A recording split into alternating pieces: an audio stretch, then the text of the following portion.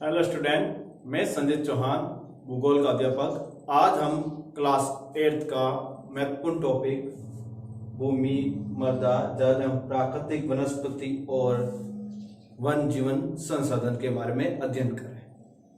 बच्चों, इस टॉपिक के बारे में हमने पहले वीडियो के अंदर मिट्टी से संबंधित महत्वपूर्ण तथ्य थे उनके बारे में जाना, जिसमें हमने मिट्टी की परिभाषा और मिट्टी को प्रभावित करने वाले कारक, इन सब के बारे में पढ़ा। और मिट्टी निर्माण के लिए उत्तरदायी कारक के साथ साथ हमने देखा कि भारत की प्रमुख मिट्टियाँ कौन कौन सी हैं और कौन सी मिट्टी कौन से क्षेत्र में पाई जाती है, जिनमें से हमने कुछ मिट्टियों के बारे में पढ़ा भी है, जैसे जलोढ़ मिट्टी। जलोढ़ मिट्टी के बारे में हमने पिछले वीडियो में पढ़ा और उसमें देखा कि जलोढ़ मिट्टी को दो भागों में बांटा गया। पहली पुरातन जलोढ़ मिट्टी जिसे बागर कहते हैं और दूसरी नूतन जलोढ़ मिट्टी जिसे खादर कहते हैं। ठीक है, पुरानी जलोढ़ मिट्टी या बागर मिट्टी क्या होती है उसके बारे में हमने परिभाषा पढ़ी। जो मिट्टी लंबे समय तक, जो मिट्टी पुरानी होती है या जो जलोढ़ मिट्टी पुरानी होती हैं, जो लंबे समय तक बाढ़ का पानी उस क्षेत्र में नहीं पहुंच पाता है, जो ऊंचा होने के कारण, उस प्रकार की पुरानी जलोढ़ मिट्टी को हम क्या कहते हैं? बागर मिट्टी। यदि साफ भाषा में बोले तो पुरानी जलोढ़ मिट्टी को क्या कहा जाता है? बागर कहा जाता है।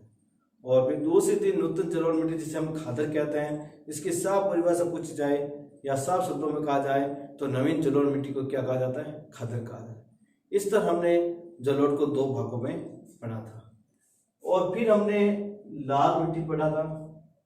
लाल मिट्टी के बारे में हमने देखा था कि लाल मिट्टी का रंग लाल लौह धातु के अंश होने के कारण पाया जाता है और ये ज़्यादा आर्द्रता ग्रहण नहीं करती हैं, ज़्यादा उपजाऊ भी नहीं होती हैं और इसके अंदर यदि खाद डाल दिया जाए, चाहे जैविक हो रासायनिक खाद हो, तो उसका उत्पादन किया जा सकता है। ठीक है बच्चों, तो अगली जो मिट्टी है आज हम लेंगे वो है काली मिट्टी। देखो बच्चों, काली मिट्टी का निर्माण तो वैसे मानते हैं कि ज्वालामुखी विस्फोट से बनी हुई जो चट्टानें, आग्नेय, उससे हुआ है। ठीक है, और काली मिट्टी भारत के अंदर जलोढ़ मिट्टी के बाद दूसरे नंबर सबसे ज्यादा मिट्टी पाई जाती है। पहला नंबर सबसे ज्यादा मिट्टी कौन सी है? जलोढ़, जो भारत के लगभग 40% भूभाग पर पाई जाती है। भारत के लगभग कितने परसेंट भूभाग पर? 40। और दूसरे नंबर कौन सी मिट्टी है? काली मिट्टी, जो लगभग प्रायद्वीप पठार के अधिकांश जो राज्य हैं उनके अंदर देखने को मिलती है। अपन इस काली मिट्टी का पहला बिंदु लेते हैं बच्चों। यह मृदा दक्षिण भारत के लावा प्रदेश में महाराष्ट्र, पहला कौन सा राज्य है बच्चों? महाराष्ट्र। दूसरा मध्य प्रदेश का पश्चिमी भाग, कौन सा है बच्चों? मध्य प्रदेश का पश्चिमी भाग। आंध्र प्रदेश का पश्चिमी भाग, कर्नाटक का उत्तरी भाग, गुजरात और दक्षिणी पूर्वी राजस्थान, इन सभी क्षेत्रों के अंदर कौन सी मिट्टी पाई जाती है? काली मिट्टी पाई जाती है। जैसे बच्चों अपन इसमें मानचित्र के माध्यम से समझने की कोशिश करते हैं, ये कौन से क्षेत्र में किस तरह काली मिट्टी पाई जाती है। ठीक है बच्चों, तो यदि अपन देखते हैं तो सबसे पहला बताया गया महाराष्ट्र। तो यहाँ पर हमारा राज्य कौन सा है? महाराष्ट्र। तो ये महाराष्ट्र वाला राज्य। फिर हमने देखा कि महाराष्ट्र के बाद मध्य प्रदेश का पश्चिमी भाग, मध्य प्रदेश का ये पश्चिमी भाग, यहाँ पर है मध्य प्रदेश, तो ये हो गया अपन का पश्चिमी भाग। फिर हमने देखा आंध्र प्रदेश का पश्चिमी भाग, तो आंध्र प्रदेश का यहाँ पर पश्चिमी भाग। ठीक है, फिर हमने देखा कर्नाटक का उत्तरी भाग, कर्नाटक का ये उत्तरी भाग, और फिर वहां गुजरात और दक्षिणी पूर्वी राजस्थान, और ये हो गया गुजरात और यह हो जाएगा दक्षिण पूर्वी राजस्थान और मध्य प्रदेश। तो ये पूरा का पूरा जो हिस्सा बना बच्चों, ये कौन सा मिट्टी का हो गया? काली मिट्टी। कौन सा हो गया बच्चों? काली मिट्टी। ठीक है, वापस एक बात देख लेते हैं। महाराष्ट्र का पूरा हिस्सा, मध्य प्रदेश का जो पश्चिमी हिस्सा और आंध्र प्रदेश का जो पश्चिमी हिस्सा, कर्नाटक का उत्तरी भाग और राजस्थान का दक्षिण पूर्वी भाग जिसमें हड़ौती प्रदेश आता है, कोटा, बूंदी, बारा, ये सारे जो क्षेत्र हैं वो लगभग काली मिट्टी से ही बने हुए हैं। अगला बिंदु देखते हैं, इस मिट्टी में आर्द्रता बनाए रखने की अपूर्व क्षमता होती है। देखो ये मिट्टी है जो पिंड बनाती है, इस कारण से उसमें आर्द्रता ग्रहण करने की क्षमता अधिक होती है, और जब ये आर्द्रता ग्रहण कर लेती है बच्चों तो ये मिट्टी चिपचिपी हो जाती है। कैसी हो जाती है? चिपचिपी, जो आसानी से चिपकने लगती है। अगला बिंदु देखते हैं, इस मिट्टी में हुमस और जीवाश्मों की अधिकता के कारण इसका रंग, इस कारण ये काली है। देखो यदि पूछ लें काली मिट्टी का रंग काला क्यों है, तो उसके दो कारण हैं। पहला कारण तो क्या बताया कि इसके अंदर हुमस और जैविक अंशों के तत्व अधिकता होने के कारण इसका रंग क्या है? काला है। और दूसरा लौह तत्व की प्रधानता के कारण इसका रंग क्या हो जाता है? काला हो जाता है। अगला बिंदु देखते हैं, यह लावा निर्मित होने के कारण लोहा और एल्यूमिनियम खनिजों का अंश अधिक होने के कारण इसका रंग भी काला है। पहला बिंदु तो क्या, ये लावा से बनी हुई है। किससे बनी हुई है? लावा। और लावा से बनी होने के कारण इसमें दो तत्वों की प्रधानता अधिक है। पहला तत्व कौन सा है बच्चों? लोहा। और दूसरा कौन सा है? एल्यूमिनियम। कौन सा है? एल्यूमिनियम। तो लावा के अंदर एल्यूमिनियम और लोहे की प्रधानता अधिक हो जाने के कारण इसका रंग कैसा होता है? काली मिट्टी का काला रंग होता है। ठीक है बच्चों, फिर इस मिट्टी में उर्वरा शक्ति अधिक होती है, और ये मिट्टी क्या होती है? उपजाऊ भी अधिक होती है। इसलिए उपजाऊ होने के कारण यहाँ पर विभिन्न प्रकार की फसल उगाई जाती है, जैसे ज्वार है, कपास है, मूंगफली है, और बहुत सारी ऐसी फसलों का इसका उत्पादन किया जा सकता है। और कपास की फसलें के लिए अति उपयुक्त होती हैं। और काली मिट्टी है सबसे ज्यादा उपयोगी किस फसल के लिए होती है? कपास की फसल के लिए होती है। और भारत के अंदर सबसे ज्यादा कपास कहाँ होता है बच्चों? गुजरात राज्य में। कहाँ होता है? गुजरात राज्य में। याद रखना, भारत में सबसे ज्यादा कपास गुजरात राज्य में, और राजस्थान के अंदर पूछा जाए तो हनुमानगढ़ में। राजस्थान में पूछा जाए तो हनुमानगढ़ में, और विश्व के अंदर पूछा जाए तो उत्तरी अमेरिका में। कहाँ पर है? उत्तरी अमेरिका। तो विश्व का उत्तरी अमेरिका, भारत का गुजरात, और राजस्थान का हनुमानगढ़, ये क्षेत्र हैं जो कपास उत्पादन में अग्रणी माने जाते हैं। अगला पॉइंट लेते हैं बच्चों, ये मिट्टी कपास वाली काली मिट्टी या भगूर मिट्टी के नाम से भी जानी जाती है। देखो इस मिट्टी में कपास की फसल को अधिक उत्पादन करने के कारण से क्या कहा जाता है? कपास वाली मिट्टी। और उसका अन्य नाम क्या है? रंगूर मिट्टी या रेगर मिट्टी भी कहीं पर लिखा हुआ है। कहीं पर क्या लिखा आता है? रेगर मिट्टी भी लिखा हुआ आता है। तो रेगर मिट्टी के नाम से भी इसको जानते हैं। तो इस तरह बच्चों हमने देखा कि काली मिट्टी कौन कौन से क्षेत्रों में पाई जाती हैं और काली मिट्टी की कौन सी विशेषताएं हैं। अब अपने अगली मिट्टी का नाम लेते हैं लेटराइट मिट्टी। लेटराइट मिट्टी का यदि अपन शाब्दिक अर्थ देखें तो लेटराइट मिट्टी लैटिन भाषा का एक शब्द है। लैटिन भाषा का एक शब्द है लेटर। लैटिन भाषा का एक शब्द कौन सा है? लेटर से बना हुआ है। और लेटर का शाब्दिक अर्थ होता है ईंट। क्या होता है? ईंट। याद रखना, लेटराइट मिट्टी को लैटिन भाषा में लेटर कहते हैं, और लेटर मिट्टी का शाब्दिक अर्थ होता है ईंट। इस अर्थात लेटराइट मिट्टी ईंट की बनी जैसी दिखाई देती है। ये मिट्टी ये पक्की ईंट जैसी लाल रंग में होती है, और ये जो पक्की हुई लाल रंग की जो ईंटें आती है उसी रंग की ये लाल रंग की होती है। अगला बिंदु, इस मृदा में कंकड़ों की प्रधानता अधिक होती है। इसमें किसकी प्रधानता अधिक होती है? कंकड़ पत्थर की प्रधानता क्या होती है? अधिक होती है। यह पुरानी चट्टानों के विखंडन से बनती है, और जो पुरानी चट्टान का मतलब होता है कायांतरित चट्टान। कौन सी चट्टान? कायांतरित चट्टान। कायांतरित चट्टान के विखंडन से ही इस प्रकार की मिट्टी का क्या होता है? निर्माण होता है। ठीक है बच्चों, इस मिट्टी में लोहा और एल्यूमिनियम की मात्रा अधिक रहती है। देखो काली मिट्टी में भी लोहा एल्यूमिनियम की मात्रा अधिक है, और लेटराइट मिट्टी के अंदर भी लोहा और एल्यूमिनियम की मात्रा अधिक है। किंतु चूना, फॉस्फोरस, नाइट्रोजन, पोटास और जीवांश की कमी पाई जाती है। देखो लोहा और एल्यूमिनियम की तो प्रधानता अधिक है, लेकिन चूना है, फास्फोरस है, नाइट्रोजन है, पोटास है और जीवाश्म तत्व है, इन सब की क्या पाई जाती है, लेटराइट मिट्टी में कमी पाई जाती है। अब अपन बच्चों इसका नेक्स्ट बिंदु देखते हैं। अब इसका अपन नेक्स्ट बिंदु लेते हैं। यह मिट्टी पूर्वी घाट के किनारे से राजमहल की पहाड़ियां और पश्चिमी बंगाल से होते हुए असम तक इसकी सकड़ी एक पट्टी है।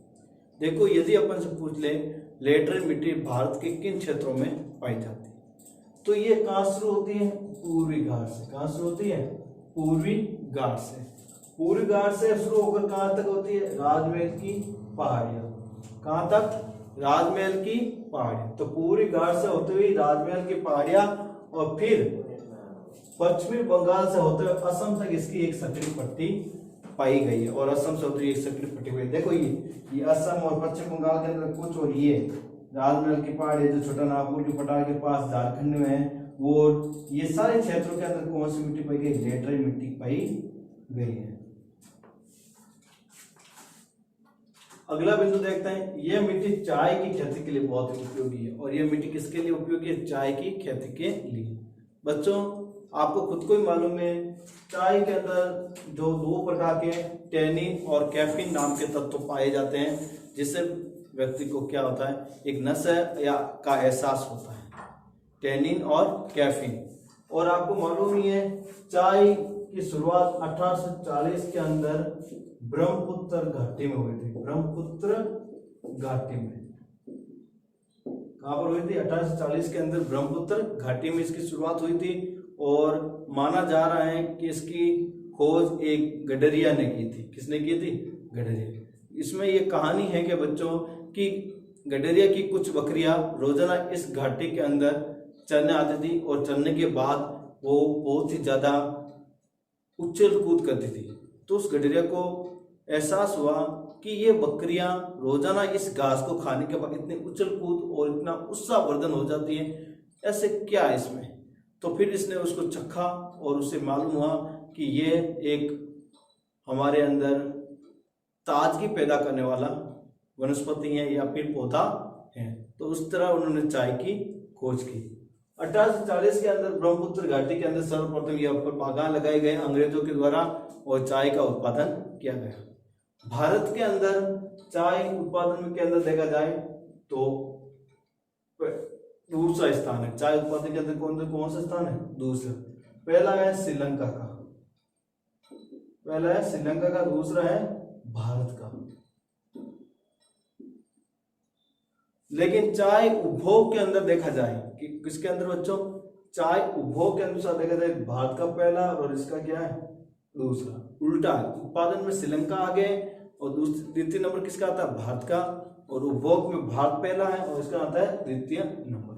भारत के अंदर जो चाय का सबसे ज्यादा उत्पादक जो क्षेत्र है वो है असम।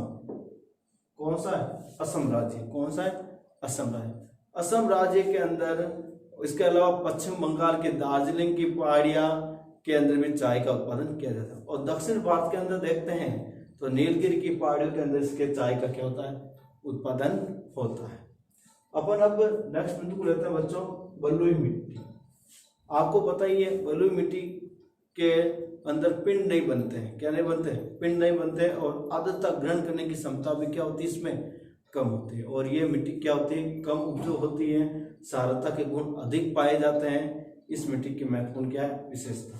तो इसमें देखते हैं ये मिट्टी पश्चिमी राजस्थान में, जो अरावली पर्वतमाला का जो पश्चिमी भाग है वहां पर, सौराष्ट्र जो गुजरात का हिस्सा है और कच्छ की खाड़ी की जो मरुभूमि है, उन सब के अंदर यह बलुई मिट्टी पाई जाती है। अगला बिंदु देखते हैं, इस मिट्टी में सारे तत्वों की अधिकता है। और इस मिट्टी के अंदर किसके सारे तत्व अधिक है, जैसे क्लोरीन की प्रधानता है, सोडियम की प्रधानता है, इसके अलावा मैग्नीशियम है, पोटेशियम है। ये सारे तत्व हैं वो बलुई मिट्टी में क्या होते हैं, अधिक होते हैं, जिससे फसल उत्पादन कम होता है।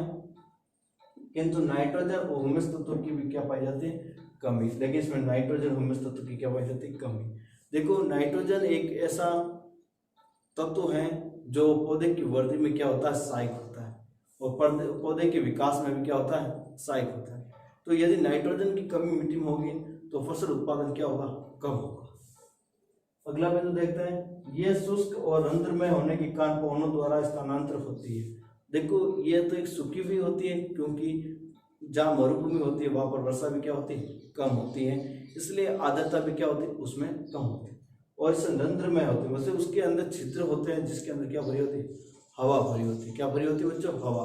और हवा भरी होने के कारण ये पवनों के साथ आसानी से क्या होता है, स्थानांतरित होता है, मतलब अपना स्थान बदलते रहते हैं और ट्यूबों का निर्माण करते हैं। और हमने टिबे के बारे में आप जानती हो कि राजस्थान के अंदर अलग अलग प्रकार के मरु प्रदेश के अंदर अलग अलग टिल्ले पाए गए, रेत के स्तूप पाए गए, जिसे हम अलग अलग नाम से जानते हैं बच्चों। कहीं पर से रेत के स्तूप को बरखान कहते हैं, कहीं पर अनुप्रस्थ कहते हैं, कहीं पर अनुदैर्य कहते हैं। यदि आपसे पूछ ले बरखान क्या है, बरखान क्या है, तो बरखान रेत के टिल्ले के बारे में पूछते हैं तो सीधा सा कहना है बच्चों, अर्धचंद्राकार रूप से पाए जाने वाले रेत के टिल्ले क्या कहलाते हैं, बरखान। अर्धचंद्राकार रूप में पाए जाने वाले रेत के टिल्ले क्या कहलाते हैं, बरखान।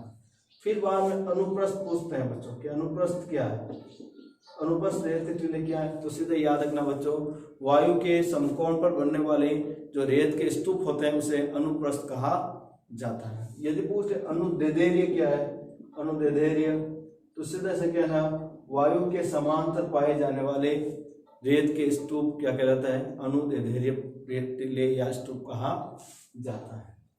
अगला बिंदु, ये मिट्टी हनुमानगढ़, गंगानगर और बीकानेर में पाई जाती है। राजस्थान में सबसे ज्यादा ये कहाँ पर पाई जाती है, हनुमानगढ़, गंगानगर और बीकानेर के अंदर देखने को मिलती है। इस तरह हमारी बलुई मिट्टी की विशेषता समाप्त हुई। और अगली मिट्टी का नाम है पर्वतीय मिट्टी।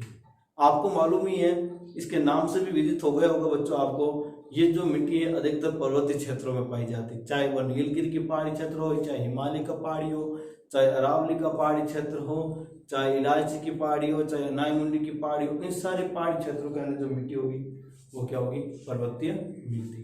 और इस मिट्टी की यदि अपन विशेषता देखते हैं तो देखिए, ये मिट्टी हिमालय पर्वतीय क्षेत्रों में मिलती है, हिमालय पर्वतीय क्षेत्रों में मिलती है और अन्य पर्वतीय क्षेत्र वहां पर देखने को भी मिलती है। ये मिट्टी अपरिपक्व होने के कारण ये मिट्टी मोटे कणों वाले पत्थर, कंकड़ पत्थर युक्त होती है, और ये ज्यादा मिट्टी परिपक्व भी नहीं होती है, और कणों का आकार मोटे पत्थरों के समान और बड़े कंकड़ पत्थरों के समान भी होता है। इसमें हुमस और चूने तत्व कम होता है, और इसमें हुमस और चूने का जो तत्व होता है वो कम पाया जाता है। ये मृदा अम्लीय होती है, और ये मिट्टी कैसे होती है, अम्लीय होती है। इसके अंदर क्या होता है मेरे बच्चों, अम्लता की जो तत्व होते हैं सिलिका, उसकी मात्रा क्या होती है, अधिक होती है। किसकी मात्रा अधिक होती है, सिलिका की मात्रा अधिक होती है, जिसके कारण ये मिट्टी कैसी हो जाती है, अम्लीय हो जाती है। और सिलिका की मात्रा कम होती है तो कैसी होती है बच्चों, सारी हो जाती है। और आपको मालूम ही है, काफी बार मिट्टी जो होती है वो भी अम्लीय हो जाती है यदि ज्यादा रासायनिक उर्वरक का, अमोनिया है, यूरिया है, इनका प्रयोग करते हैं तो। इस मृदा में चाय की खेती की जाती है, और इस पर्वतीय क्षेत्र में किसकी खेती की जाती है, चाय की खेती होती है। असम के जो दार्जिलिंग की, असम के अंदर देखते हैं जलपाईगुड़ी, कूच बिहार और दार्जिलिंग की पहाड़ियाँ, इन सभी क्षेत्रों में जो पहाड़ी है वहाँ पर क्या होती है, चाय की खेती होती है।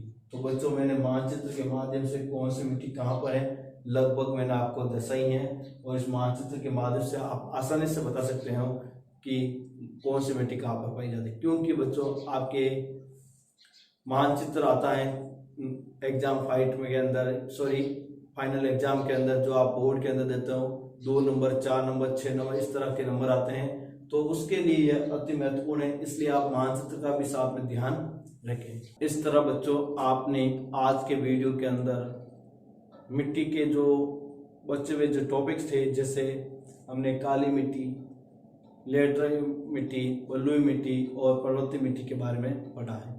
अगले जो टॉपिक है उसमें हम मृदा निम्नीकरण, मृदा संरक्षण, मृदा निम्नीकरण के कारक, मृदा संरक्षण के उपाय, इन सब के बारे में अध्ययन करेंगे।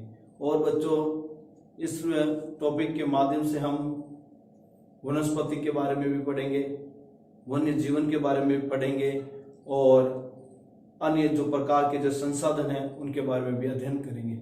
आपने इस वीडियो के अंदर मिट्टी के साथ साथ अन्य तत्वों के बारे में भी जानकारी प्राप्त की थी, और पिछले जो वीडियो थे उसके अंदर आपने जल के बारे, इस भूमि के बारे में और मृदा के बारे में भी पढ़ा है। आज इस वीडियो के माध्यम से आपको पता चल गया होगा कौन सी मिट्टी में किस तत्व की कमी है, किस तरह के तत्व किस तरह के मिट्टी को प्रभावित करते हैं, उन सबको बारे में पता चल गया। बच्चों, आपको मालूम ही है हर क्षेत्र की मिट्टी में कोई ना कोई कमी होती है और आप उसको लेबोरेटरी में ले जाकर उस मिट्टी की जिन तत्वों की कमी है वो तत्व यदि आप मिट्टी के अंदर मिला देते हो तो मिट्टी जो अनुपजाऊ होती है वो भी उपजाऊ बनाई जा सकती है। तो बच्चों, आप अपने आसपास की मिट्टी के सैंपल लैब में ले जाकर इन मिट्टी के अंदर पाए जाने वाले तत्वों के बारे में और इसके अंदर कम पाए जाने वाले तत्वों के बारे में जानकारी प्राप्त कर सकते हैं और एक प्रैक्टिकल के माध्यम से भी इस मिट्टी के बारे में आप आसानी से जान सकते हैं। धन्यवाद।